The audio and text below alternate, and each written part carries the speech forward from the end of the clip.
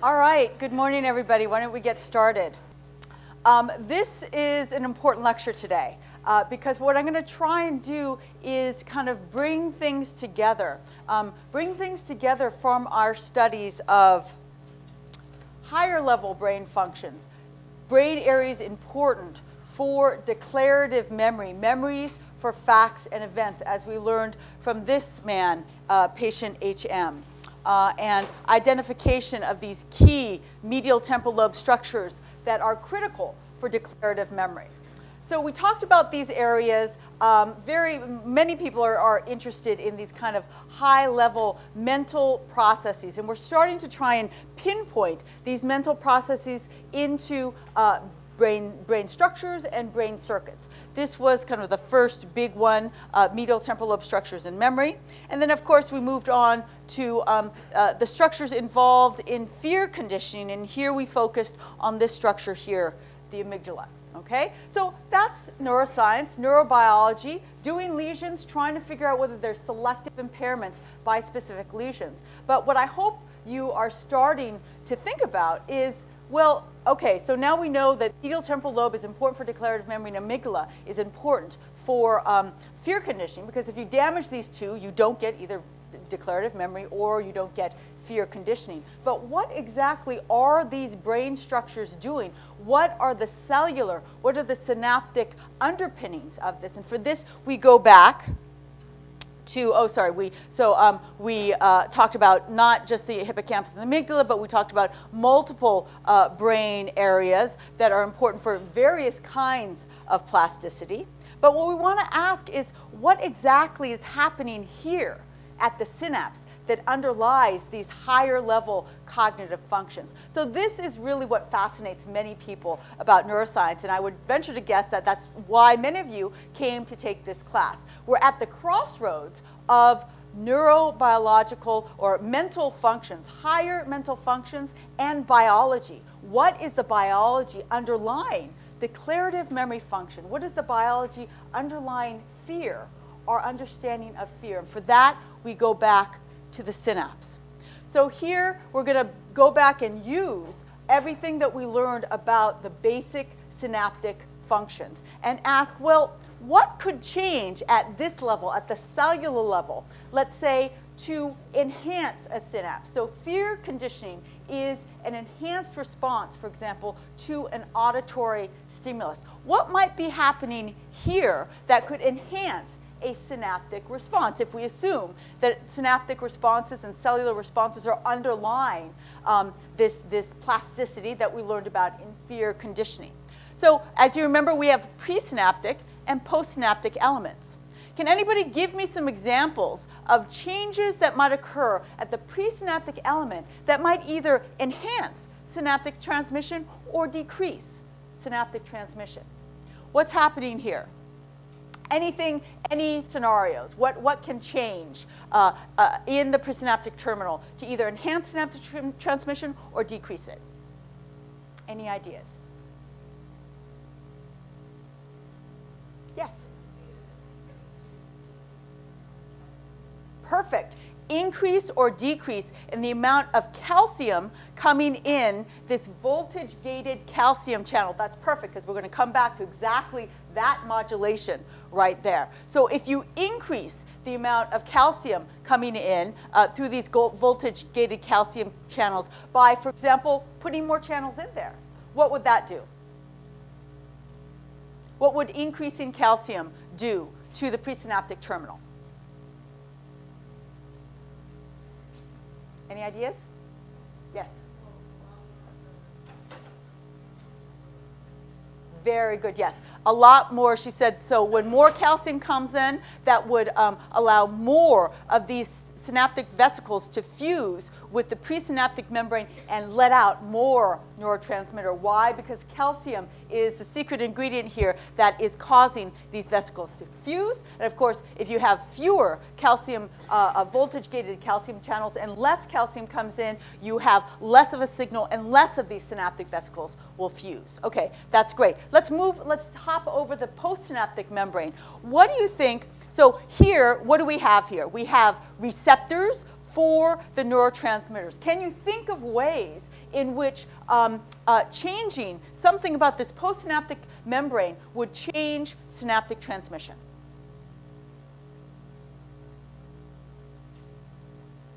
Any ideas?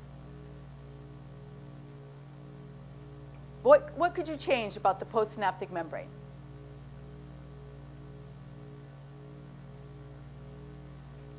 Yes?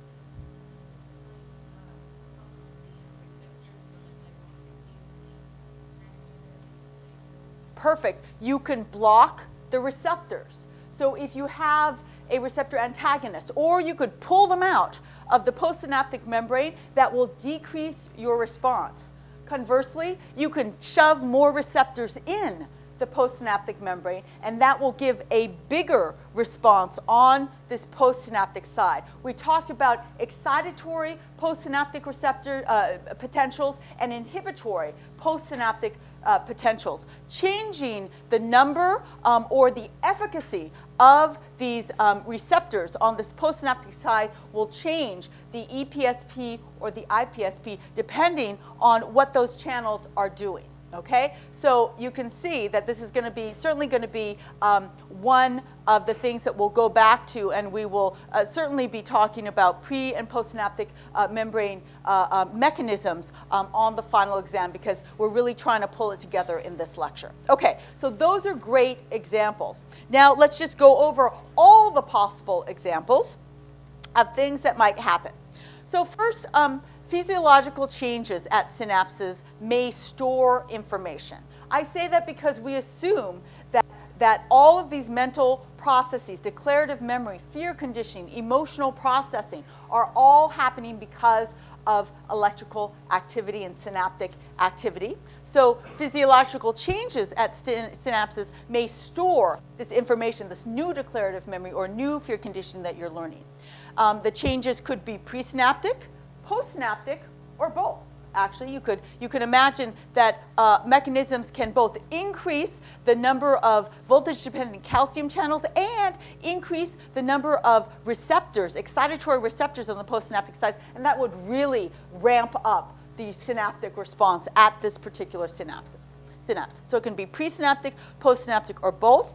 And changes can include increases in neurotransmitter release that we talked about through increases in voltage-gated calcium channels, or effectiveness of receptors. Effectiveness in terms of numbers of receptors, or you could enhance receptors in a variety of other ways. So let's just look at this at a very much more detailed level.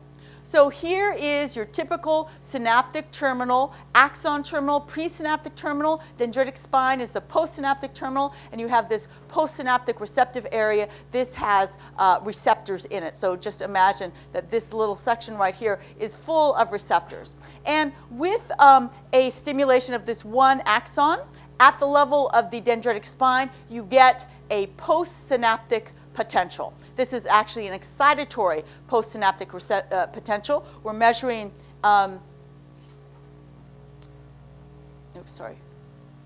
remember, this is a slide from the previous sections. We're measuring at the postsynaptic potential here, the yellow, in millivolts going up. We start at negative 60 millivolts, the resting potential, and excitatory postsynaptic potential brings the membrane potential closer to 0 or above 0. And you could also get inhibitory postsynaptic potentials going down here. So again, we're going back to all of the stuff that we learned in the first section of our class. But here we get a small excitatory postsynaptic potential, PSP. This would be millivolts here, and this is time over here. And what we're showing here is just the response from the activation of this one axon terminal. But we're saying here's some things that could happen after learning or experience, after you've formed a declarative memory, after you've done fear conditioning. You could have more neurotransmitter release. That could be one of the changes. So here we have only 3 little, let's say these red dots are the vesicles released. Here we have 1, 2, 3, 4, 5 vesicles released. You could have bigger or more sensitive postsynaptic membrane. So the presynaptic membrane is the same, but you have more and bigger postsynaptic membrane with more receptors here. Or you could have a whole synapse that enlarges. So the presynaptic terminal gets bigger, there's more synaptic release, and the postsynaptic membrane gets larger, and there's more receptors here. And the result is the same stimulus after the learning experience causes a larger excitatory postsynaptic potential. Okay? So you really need to understand all these different possibilities and understand what it means to change how these changes would result in an increased excitatory postsynaptic potential. Yes? Why would a bigger postsynaptic membrane matter if there's more neurotransmitters? Yeah, that's a good question. Why would a bigger postsynaptic membrane do anything if there's still only 3 packets of neurotransmitter released? That would have to do with the affinity of the receptor. So if there are more receptors there, there's a higher probability that even a smaller amount of neurotransmitter can hook up with the postsynaptic receptor, and that will tend to give you a bigger response. Okay? Any other questions about that? Okay, great. So what other things can change? You could change interneuron modulation. So before training, you might have this interneuron here, but it's not doing very much. And so you have your regular excitatory postsynaptic potential, but something happens after training such that you get activation of this modulation. Is activating the presynaptic terminal, and this modulation actually can change the number of the amount of neurotransmitter released, giving you an increased postsynaptic potential. Various neurotransmitters that can stimulate the presynaptic terminal or can stimulate molecular mechanisms inside the presynaptic terminal can result in increased neurotransmitter release. So it could be internal mechanisms that just increase neurotransmitter release, for example, increases in number of voltage-gated calcium channels, or you could have this modulatory effect where various neurotransmitters can come and affect mechanism inside the presynaptic terminal to then stimulate more neurotransmitter release. So 2 different ways you can get that. Now, in addition to these differences in pre- and postsynaptic activity at the synapse, you could also have larger structural changes. Okay, what do I mean by structural changes? New synapses could actually form as a result of learning.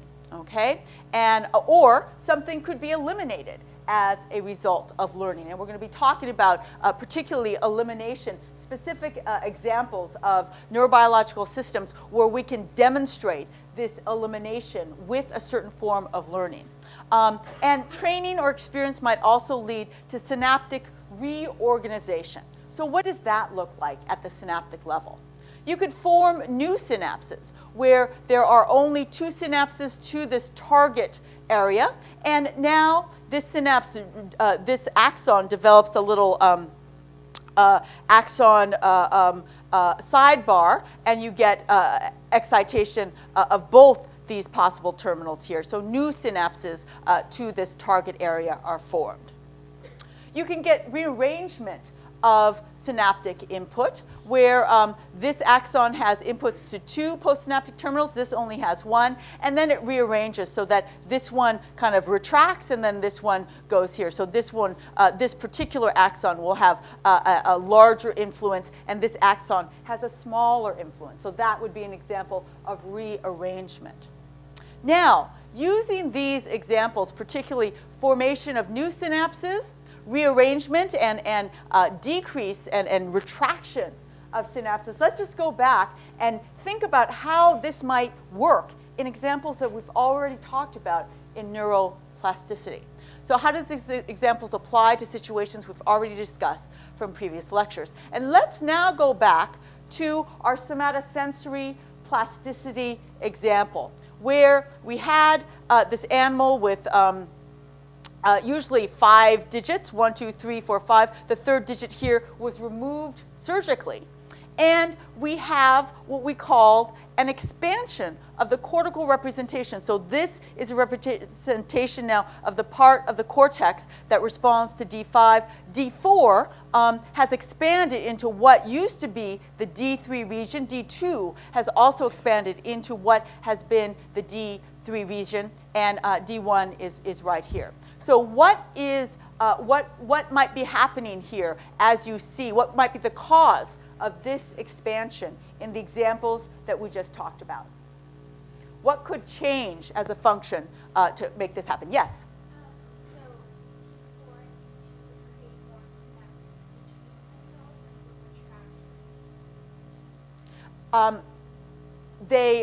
They would retract from the D. If T4 synapses would create those Yes. synapse one and two. So this is going into the D3 region, right? So say that one more time. So they would create more synapses between T4 and T2. Okay, so another way to say that is that the D4 synapses would move into the D3 region, and this would become what used to be D3 right here. This used to be D3, now becomes either D4 or D2. So what you have here is something like this. New synapses coming in. This is D3, what used to be D3, but there's no more inputs there. So this all retracts. And what happens is, let's say this is D4, this encroaches into at least part of the region where D3 inputs used to be. Is that clear? Is that clear? Okay. No? Is that a no? Okay. Okay, good. So trying to kind of move into an even deeper understanding of something we talked about, examples of plasticity. So now we not only know that cortical representations change, but we have a more detailed understanding of exactly how they're changing. That we could have encroachment of inputs into areas as other areas retract. So here's D3 retracting, here's D4 coming in. We can say the same thing about D2 coming into different areas of where D3 used to be, D2 coming in, and D3 retracting. Okay, now let's do another example. The other example that we talked about from the somatosensory lecture was overt stimulation or excessive stimulation of D2 and D3. And D4, D5, D1, they're just not stimulated very much. But every day the monkey comes in and he does this task where he has to stimulate D2 and D3. You get lots of stimulation there, and that results in expansion of D3. It takes over part of where D4 is and takes over part of what D1 is. Can somebody describe for me what is happening synaptically there? Yes?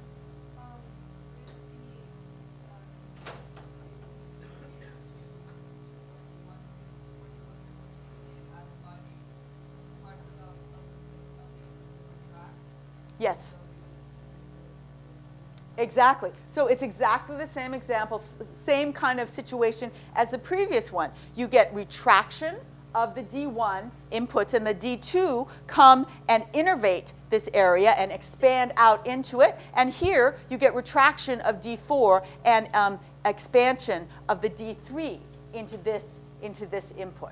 Okay? So again, just a more detailed understanding at the synaptic, at the cellular level, what is underlying these forms of plasticity. So this is kind of the crossroads that we're trying to get at. It's really a deeper understanding of not just that medial temporal lobe equals memory, but what are the cellular underpinnings of this change, this kind of mental change or behavioral change that we see. I remember something, or I can't remember anything anymore. What are these areas doing? Okay. So now we need to go back and talk a little bit about the history of how these ideas came to be developed. And really one of the major figures in our understanding of cellular plasticity is a man named Donald Hebb. He wrote a very influential book called The Organization of Behavior, a Neuropsychological Theory. Now, he was really, really smart. This guy had very little or much less understanding of the physiological processes, yet he came up with these basic ideas about what should be happening at the cellular level. These were theoretical ideas. He came from a neuropsychological, or really a psychological point of view. He studied behavior and all the different ways that animals and rodents can learn, and hypothesize about what might be happening in their brain without being a neurophysiologist himself. So what exactly did he say? Hebbs Law that he developed, again, just looking at behavior and thinking about logical processes that might happen between neurons. Hebbs' law was that synapses grow stronger when the presynaptic neuron repeatedly causes the postsynaptic cell to fire. Okay? So it's not just the presynaptic cell fires and you just get a little EPSP that doesn't fire the postsynaptic neuron. You have to have firing of the pre and the post together. He said that is what would cause change, and that's what would cause enhanced responses together. The maxim that I want you to remember from Hebbs' law is that cells that fire together wire together. Okay? Very famous law, easy to remember, very likely to be on an exam. And here is an example. And this is from a chapter we didn't go over explicitly, but this is from figure 7.22, so go back and read that section in the book. This is an example from development, but it could apply to any form of learning, memory, and plasticity that we're going over in these parts, these later parts of the class. So here is the example from development. We have an input. Let's say this is from primary visual cortex cell, and we have inputs from coming from the left eye, stimulated from the left eye. Let's say this is from the LGN, and we have inputs from the right eye. They're both synapsing on this visual cortical cell. But then we go in and we do a trick, a mean trick. We close the right eye. So we put a little patch over the right eye, so the right eye is not stimulated at all. Sorry, the right eye, my right eye. The left eye is open all the time. So what happens is this left eye is getting lots of stimulation. You get lots of concurrent presynaptic excitation that ends up firing, here are the action potentials, the visual cortical cell. And as you get more firing here, the right eye is covered. You get very little firing here. So inputs from the right eye are not stimulating this. The result of this pattern of activity is strengthening of these synapses. And look how strengthening is represented here. You get more presynaptic elements from the same cells go in here. That means that a given stimulation will stimulate the postsynaptic cell even more and result in higher firing from the left eye. And you get retraction of these inputs from the right eye, suggesting that the right eye is not will not be able to fire this neuron at all. So this idea of more inputs that's causing postsynaptic firing of the cell, resulting in stronger synaptic connections, that is Hebbs' law. What he's saying is that you need both presynaptic activity and postsynaptic activity that happen on a regular basis to get this strengthening happening. That was his hypothesis. That was just a hypothesis. Yes? No? Okay. That was just a hypothesis. And again, theoretical. Now we need to search for actual neurobiological examples of this particular law, as well as neurobiological examples of these kinds of theoretical changes in the synaptic organization, the synaptic firing, and the structural organization of the synapse. Okay, where's that going to come from? And that comes from Nobel Prize winning work that Eric Kandel at Columbia University did. He actually did that in collaboration with Tom Carew, who is now a new dean and researcher here, right here in the Silver Building at NYU. Both of them doing really classic work on a very, very simple system, okay? So think about it for a second. This example was in the visual system where you know how complex it is. You have the LGN with different layers representing different eyes, the right eye or the left eye, going up to layer 4 of cortex. These synapses are not, it cannot be easily segregated to stimulate one or the other. And so the insight that Eric Kandel had was to move to a much simpler system, to be able to study very simple forms of learning and memory, but demonstrate them and show them in a very robust way. And his simple system was the Aplysia. This is a sea slug, okay? It's Aplysia californica, and it's found in California. Was used back in the 70s when Eric Kandel first started this work to today, still used to study the cellular and molecular underpinnings of simple forms of learning and memory. You think, well, what is that useful for? Well, it turns out that these basic principles that he was able to demonstrate very, very clearly in a simple system have now formed the basis and formed hypotheses for being able to study them in complex systems, and we're going to talk about that in the last part of the lecture. Okay, so what are the advantages of this simple slug, the Aplysia? Well, it has many fewer nerve cells. In fact, we could identify all the nerve cells that there are. They are wired up in a much simpler way. And they can create, because we know all the neurons, we can create much more detailed circuit maps for particular behaviors, and there's really little variation between individuals. There are not outgoing Aplysia and shy Aplysia. They're just all Aplysia. Okay, what is studied in Aplysia? Habituation is a very simple form of learning that we've all experienced. Habituation is this phenomenon where initially a novel stimulus that elicits response will elicit less and less and less of a response. Okay, so we're going to go over an example of habituation in Aplysia. Can anybody think of an example of sensory habituation that they experience?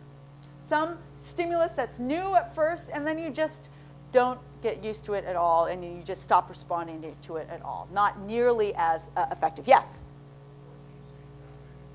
14th Street traffic, okay. So are you saying that early on in your NYU career you were very stimulated by 14th Street traffic and you're not stimulated by that anymore?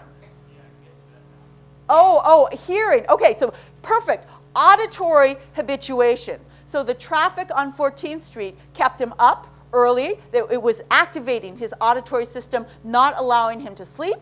And with time and with lots of sleepless nights, his auditory system habituated, and now that same stimulation is not strong enough to keep him up at night. Perfect example. Any other examples? Habituation. We go through it all the time. Yes? Perfect. When your eyes adjust to brighter light. So first you go out into the bright sunlight and you're squinting and you can barely see, but just after a few minutes your eyes can adjust, and that happens, we talked about pupils get smaller, and the responses to the bright light modulates, and you're able to do that. That is a form of sensory habituation. Fantastic. So this is a form of habituation, simple form of learning. All of this is using the same principle of habituation, and now we can study it in a sea slug that isn't nearly as complex as your auditory system or your visual system in humans. What we're using is sensory habituation to a squirt of water. Aplysia they live in the surf and they get squirted with water all the time. Now we're using, in the lab, we use a water pick to squirt the water on a part of the Aplysia called siphon, which is like, it uses the siphon to expel waste from its system. And if you squirt water on the siphon, it causes a fear reaction or a safety reaction that is a retraction of its gill, its respiratory system. It's like pulling everything in safety. If something's happening, if something's squirting me, I'm going to kind of hold tight and retract my gill. But after repeated squirts with the water pick on the siphon, the animal retracts the gill less and less. It's like, okay, I know you're not going to hurt me now, so I'm not going to retract my gill anymore. So here is the beautiful Aplysia. Here's the head. Here is the siphon, the little blowhole that will excrete waste. And here's the gill underneath. This is underneath the blob of the Aplysia. And within this blob, there are also nerve cells that make up its nervous system. And this is a form of plasticity, habituation. We know now that habituation is caused by synaptic changes between the sensory cell in the siphon. So we have sensory cells that are innervating the siphon that can detect, just like sensory cells in our fingers, they can detect movement and water all around the body. It has a somatosensory system just like we do, just much more simplified. So there's a sensory neuron in the siphon, and there are synaptic changes that occur between the sensory neuron and the siphon and the motor neuron that retracts the gill. It turns out that there is a monosynaptic connection between the sensory neuron in the siphon and the motor neuron that retracts the gill. Okay? Very simple system. And we know what's happening there is not just that we see, okay, behaviorally this happens, but the neurophysiological or the cellular change that happens is that there's less neurotransmitter released in the synapse that results in less retraction. Okay? So let's look at the circuit that has been worked out in the Aplysia. You have your water pick stimulation, the squirt of water on the siphon. The siphon has axons from a sensory neuron. Its cell body is right here. And those neurons go, those sensory neuron axons go and synapse with the motor neuron that then has acetylcholine receptors that does gill withdrawal reflex. Okay? And so what we see is that here's the normal circuit. Nothing bad's happened to the Aplysia, but now we water pick it with the siphon. And there's a big retraction because there's lots of neurotransmitter release here and the gill withdrawals. You do that 10 times in a day, and at the end of the day, the gill is like just withdrawing just a tiny bit. It's like, don't even bother me.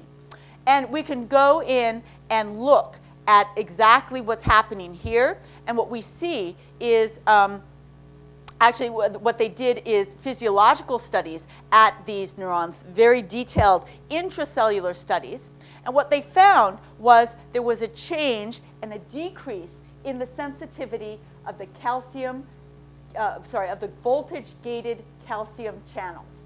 Voltage-gated calcium channels in Aplysia neurons, just like in the neurons we talked about in the beginning of class, are mediating the release of neurotransmitter. So what happens in this kind of form of what we call short-term habituation, habituation that happens over the course of a couple of hours, is that you get a desensitization, less activation of the voltage-gated calcium channel after this repeated stimulation, and that just results in less neurotransmitter being released for the same exact stimulus, okay? So this sensory neuron is being activated just the same by all the water pick responses, but because the voltage-gated calcium channels are less active here, there's less calcium getting in for each stimulation, and therefore there's less neurotransmitter, okay? So for the short-term habituation, you get a modulation of the voltage-gated calcium channels. That is a physiological presynaptic change that happens that's underlying habituation. Now they noticed another thing that happens with habituation. If you bring the little Aplysia back for 4 days in the lab and give him 10 habituation squirts each day, what happens on each successive day, he habituates faster and faster and faster. That is, those responses go down earlier and earlier and earlier. And by the end of those 4 days of 10 stimulations a day, the animal is barely responding to this water pick at all. Okay? So, and that decrease of response can last for several weeks. Okay? So what happens? Is it that you get a decrease in the calcium, voltage-gated calcium channels for several weeks, or there's something else happening when you have a long-term habituation. And so that's exactly what I just said. And here is what happens with long-term habituation in these Aplysia synapses. You don't get a modulatory effect at the presynaptic terminal. Instead, you get actually a structural change in the sensory motor neuron, to sensory presynaptic neuron to motor postsynaptic neuron connection. What does that look like? Instead of having these 3 connections from your sensory neuron onto the motor neuron, you get retraction, and there's many fewer synapses from the sensory neuron onto the motor neuron. Okay, so that is the long-term change. There are structural changes. So you say, okay, well, that's great for Aplysia, but I still want to understand how declarative memory works. How is this change in neurotransmitter and this change in structure going to help me there? Oh, I should also mention that, again, this is the first stage of the basis of the Nobel Prize that Eric Kandel won. This is a very, very simple example that I'm giving you, some of the earliest work that they did. But it was seminal. Why? What was the seminal? I want you to understand why he would be given a Nobel Prize for this. And it's because that all of these ideas of synaptic changes associated with a behavioral change were mainly theoretical before he started to understand, he started to work these out. So he, by using the very, very clever idea of moving to a much simpler system, still had a clear behavior he could monitor. Habituation, long-term habituation. So he had a behavior, and again, he was doing this cool thing in bringing the behavior and understanding it and studying it at a cellular level. So cellularly, looking at the changes, you could show physiologically that the calcium-gated, voltage-gated calcium channel was changing in the short-term habituated animals. And for long-term habituated animals, he can show structurally that before long-term habituation, you had these beautiful, extensive axonal terminals onto the motor neuron. And then with long-term habituation, you get just this dinky little projection. He was able to show this with Golgi studies showing the structural change.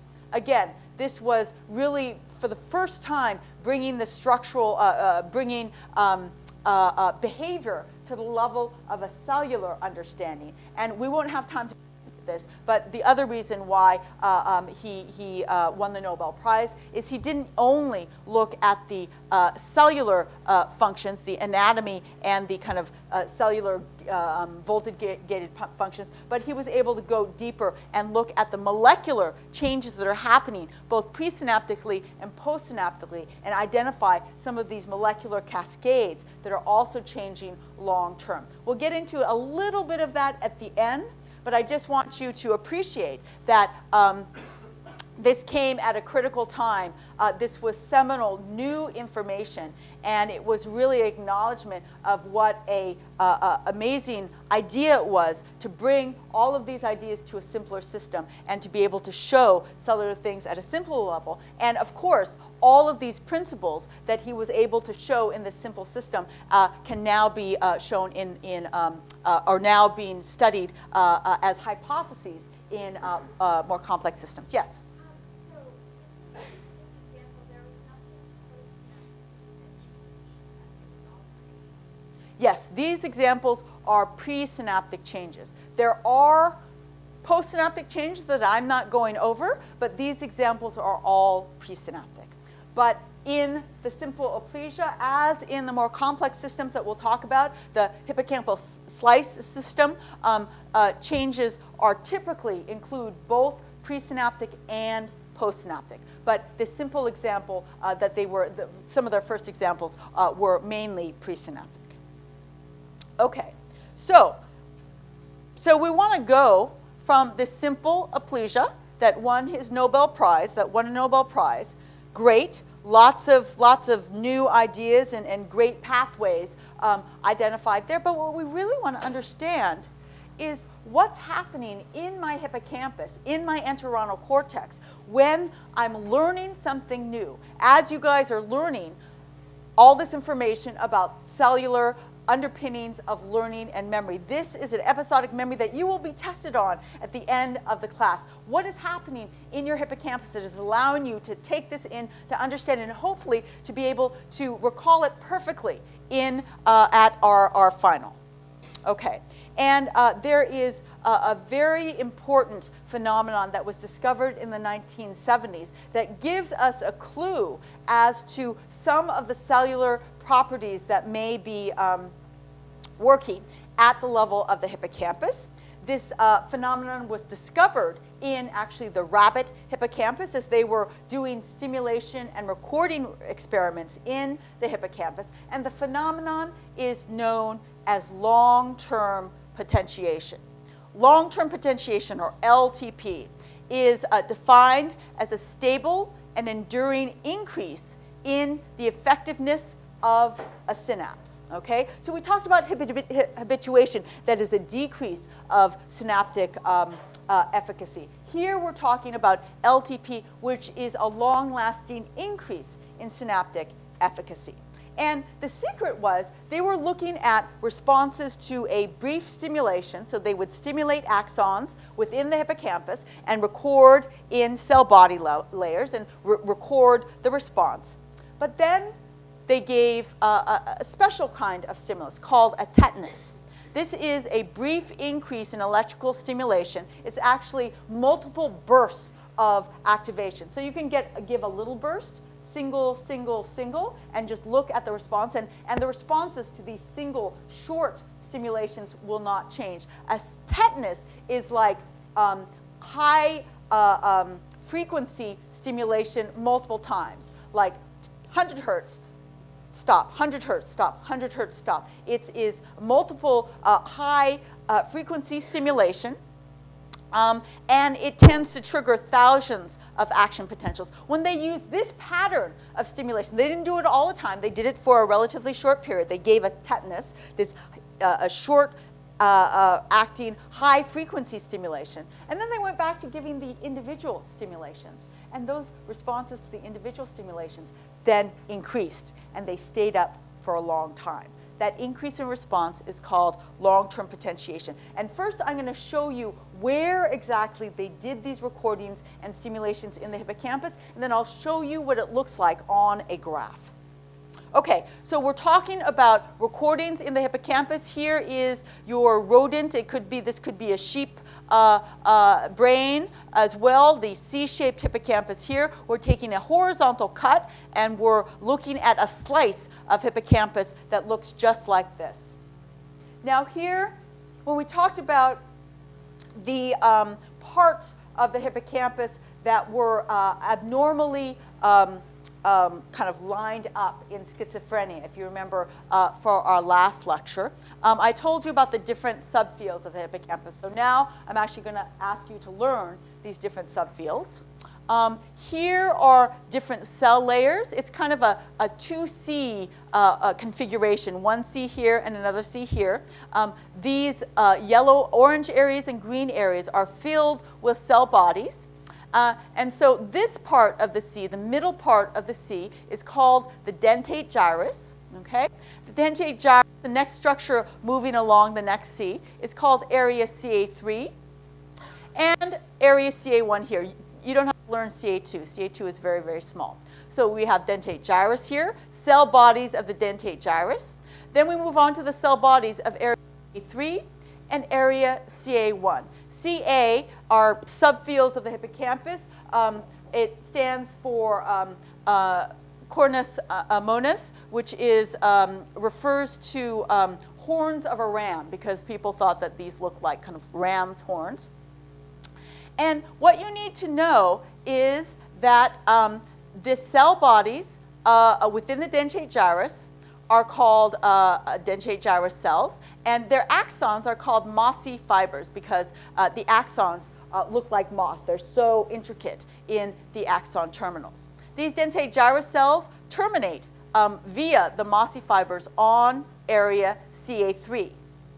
CA3 cells then send their axons through axonal systems that are called the Schaefer collaterals. Anatomists like to name different brain structures after themselves, so Schaefer named these. And CA3 terminates on the dendrites of the CA1 pyramidal cells. Okay? So we have mossy fibers here and Schaefer collaterals here. Mossy fibers come from the dentate gyrus cells, and Schaefer collaterals are the axons of the area CA3 cells. So what we're doing in long-term potentiation is typically we are stimulating the mossy fibers, so you can put your stimulating electrode in a particular region right in here and know that you're getting lots of mossy fibers and give a nice big stimulation here. You get lots of activity, lots of stimulation to the mossy fibers, and then we're putting a recording electrode here in the CA3 area, and we're measuring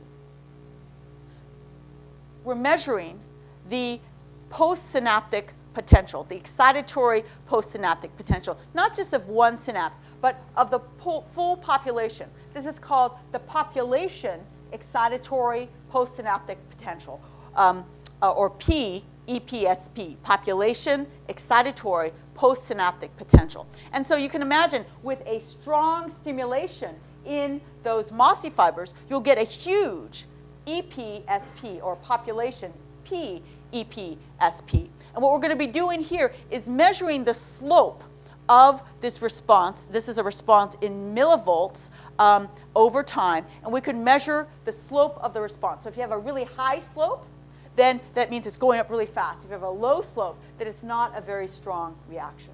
So that's what we're going to do here. Now here, what we're looking at is the slope of the EPSP in millivolts per millisecond, and a low slope down here. This is a slope in response to just a single stimulation. So single stimulation in the mossy fibers, right here, stimulating here, single stimulation, recording here, looking at the population EPSP in CA3. This is population EPSP because, as we'll talk about in a second, this is an excitatory synapse using glutamate as its neurotransmitter. Then, right here, we give that tetanus response, a high frequency stimulation response, and then we go, this is just happening at minute 30. This is literally, it lasts for 10 seconds. And then after the tetanus, we start giving the same single stimulation. And you can see the slope increases. So that means that that population response has increased substantially, and that slope is maintained for, look, 30 to 120 minutes. For 90 minutes after this very brief stimulation, you get an increase in the synaptic response. And the people that discovered this said, this is cool. We know, by the 70s, we certainly know the hippocampus is important. We know about HM. We don't know how it's doing it, but this really striking plasticity could be underlying some of all of the learning and memory functions that the hippocampus is doing. Okay? Okay, so now what I want to try and do is relate this change in the slope of the EPSP to something, a theoretical idea that we talked about a little bit earlier in class. And that is Hebbs Law. The idea that synapses grow stronger when the presynaptic neuron repeatedly causes the postsynaptic cell to fire. And in fact, Hebbs Law, which was developed way back in the 50s, 40s, and 50s, was exactly what these researchers were thinking about when they started to think about the implications of this finding. Why? Because this high-frequency tetanus stimulation is stimulating a lot of presynaptic terminals at the same time that is likely activating lots of postsynaptic terminals. That brief presynaptic postsynaptic co-activation then results in this higher stimulus response. This seemed to be an exact example of what Hebbs Law says. They were seeing stronger synaptic responses when lots of presynaptic, when they stimulated lots of presynaptic neurons at the same time that they were causing postsynaptic cells to fire. Why would that be? What are the cellular underpinnings of this? Why was this happening? Now we know it happens. Why does it happen? And now we move into an understanding at the cellular level that might make this change happen, okay? So to go from just early response to a strengthening of response, because this left eye is being stimulated a lot, and the left eye stimulation is activating the visual cortical cell a lot. Okay, so why is this the case? This is the case because there's a particular special kind of postsynaptic receptor in the postsynaptic membrane. So we talked about presynaptic mechanisms. Now this is all about the postsynaptic membrane, a very special kind of receptor. But before I go into that, I have to just remind you that we are now talking about, let me just go over this slide. I basically said all of this. The people that discovered LTP in the hippocampus. This was actually discovered in the rabbit hippocampus, but now has been studied extensively in the rodent, in the mouse hippocampus. These cells exhibit this form of plasticity very, very easily. Sorry, one more thing I forgot to say, that you can see LTP by stimulating the mossy fibers and recording in area CA3, or by stimulating the Schaefer collaterals and recording in CA1. Multiple synapses throughout the hippocampus exhibit very, very easily long-term potentiation. Okay. So synapses in LTP behave like Hebbian synapses because tetanus drives repeated firing. Postsynaptic cells, target cells, fire repeatedly due to the stimulation. You can record these postsynaptic cells and not just record their EPSPs, but show that they're actually spiking as a result of the tetanus. And synapses grow stronger than before. All these characteristics that define a Hebbian synapse. Okay, I just said this. It occurs at several sites. And now I want to remind you of glutamate as a neurotransmitter. So we talked about, this is going back to our lecture on neurotransmission and drugs. And we talked about all these different kinds of neurotransmitters, the more modulatory neurotransmitters, and the critical excitatory and inhibitory neurotransmitters in the brain were glutamate as the excitatory neurotransmitter and GABA as the inhibitory neurotransmitter, if you remember that. We want to focus on glutamate right now. Again, it's the major excitatory neurotransmitter of the brain. It is the workhorse of your brain. Anytime a cell, the majority of the time a cell is getting excited in your brain, you're using glutamate.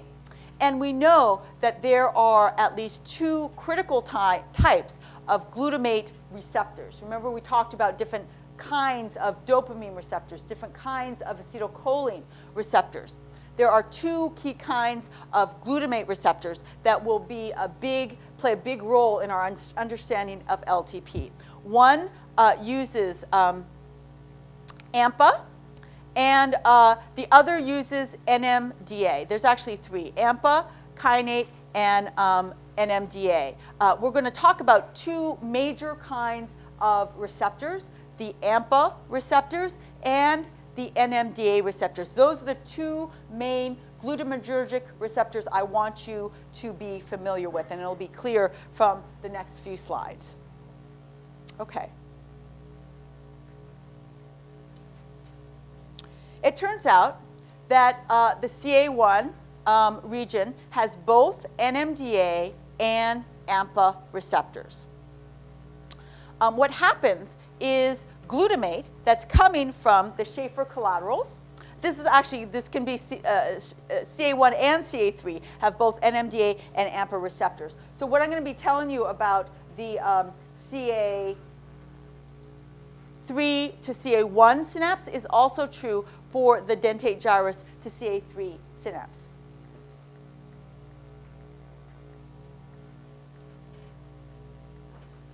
Okay, so CA1 region has both NMDA and AMPA receptors.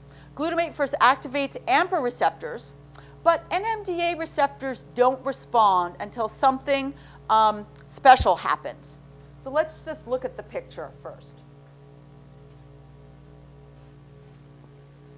So here is our axon terminal. Let's say this is an axon from CA3 to CA1. This is a Schaefer collateral axon. Works just like all the other axons we talked about. Voltage-gated calcium is activated when an action potential comes down and releases neurotransmission.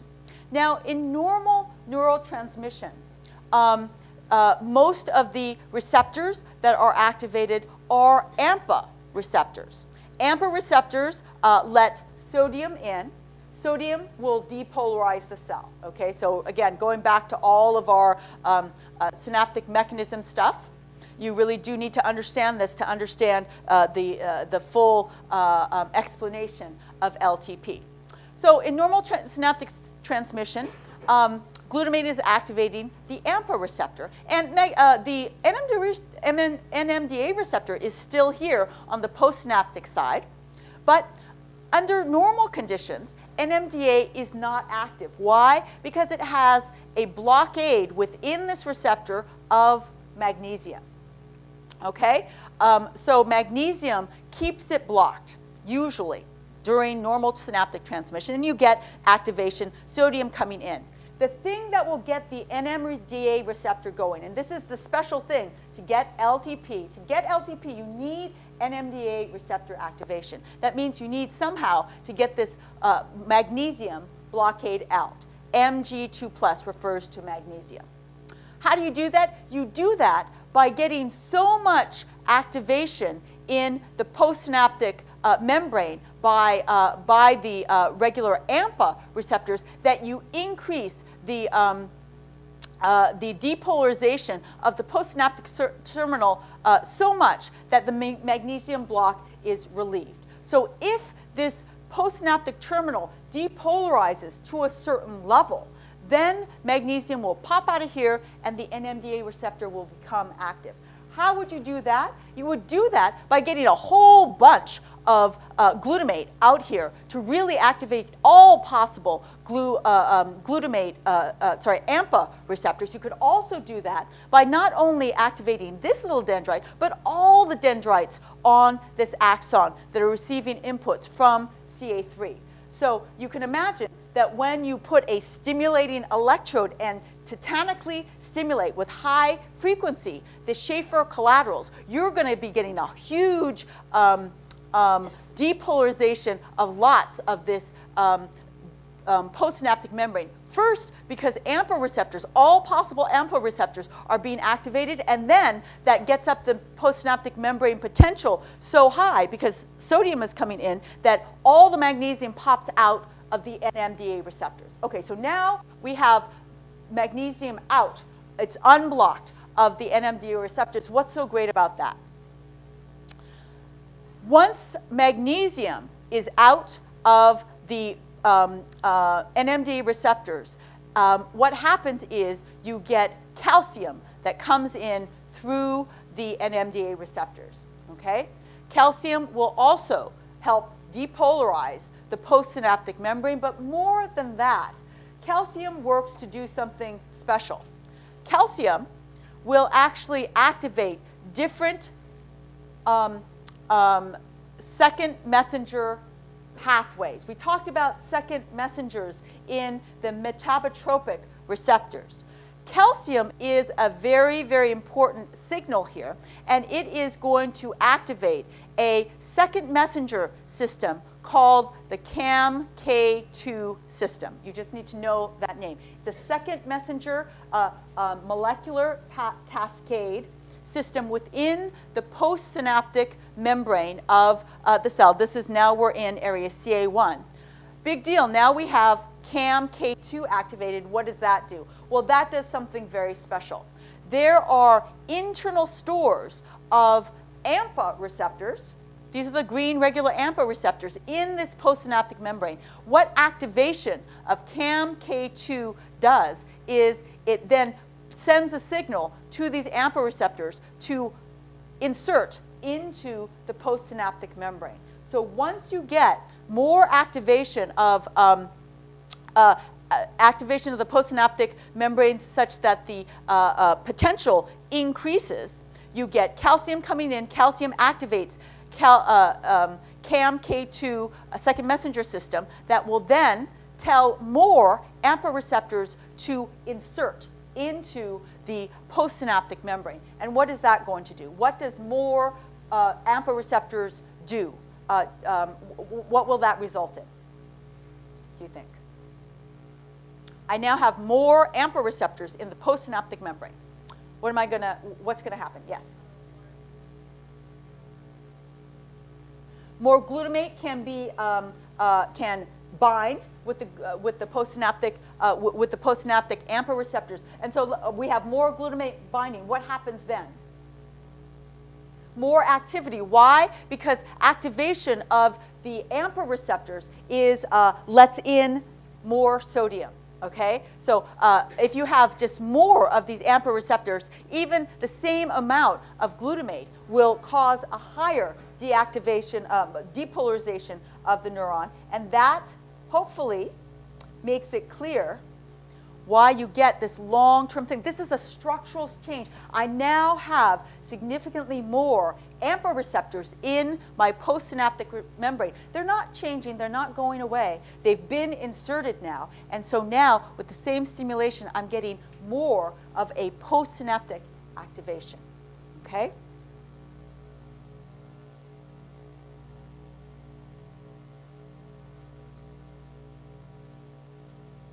Okay, so these are just the explanations. Let's just make sure that they all make sense to you.